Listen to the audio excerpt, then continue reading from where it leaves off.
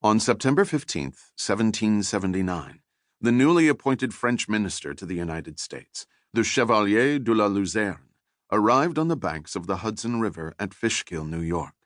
He and his entourage were on their way to the American fortress at West Point, where they were to meet with His Excellency George Washington. Much to Luzerne's surprise, the general himself arrived in the small vessel that was to take them the 25 miles down the river. Even more surprising, Washington was the one steering the boat. They soon departed, and as they sailed south with the tide, the sky darkened and the wind began to shriek out of the surrounding mountains.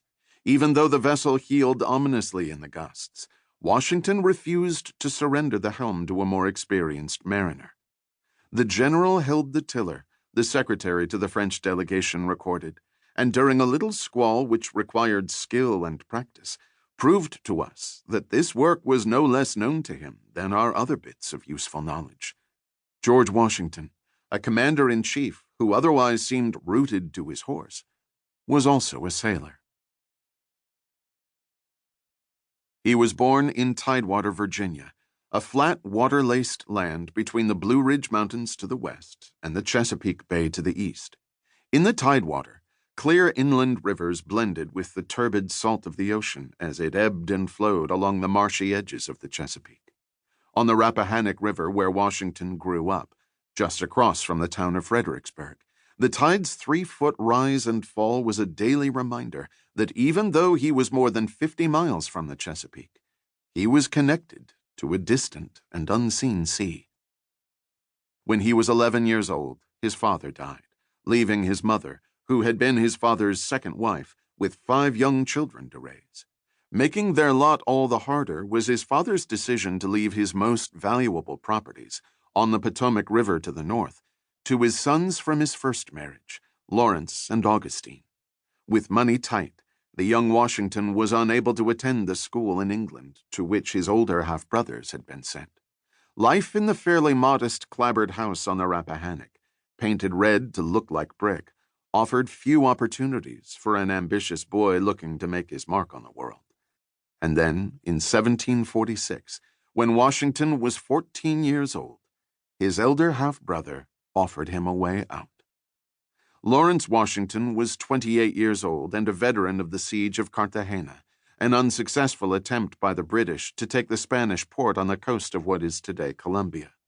Although the siege had been a disappointment for the British, Lawrence had received so many distinguished marks of patronage and favor from Vice Admiral Edward Vernon that he'd chosen to name the house he'd inherited from his father Mount Vernon in the admiral's honor. Lawrence and his stepmother, Mary Ball Washington, had differing ideas as to where George's future lay. Mary insisted that her firstborn's place belonged with her on the Rappahannock, on what came to be known as Ferry Farm. Lawrence, on the other hand, determined that, like his idol Admiral Vernon, his brother was destined for the sea. A British naval vessel had arrived in the Chesapeake, and from Lawrence's perspective, a midshipman's appointment offered his younger brother not only the prospect of a promising and honorable career, but the chance to escape the possessive clutches of his widowed mother. What the 14-year-old Washington thought about all this is difficult to determine. Lawrence's father-in-law and neighbor William Fairfax, who delivered letters addressed to both George and his mother regarding Lawrence's proposal, reported that the boy says he will be steady and thankfully follow your advice. This hardly sounds like an enthusiastic response on George's part to the prospect of a naval career. And yet, remaining with his willful and self-centered mother, Washington's cousin later confessed he was 10 times more afraid of Mary than he was of his own parents, also had its drawbacks.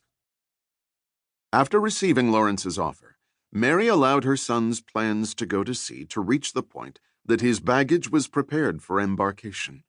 In a scene that remained indelibly seared into the young Washington's memory, his mother waited until the last possible moment before intervening.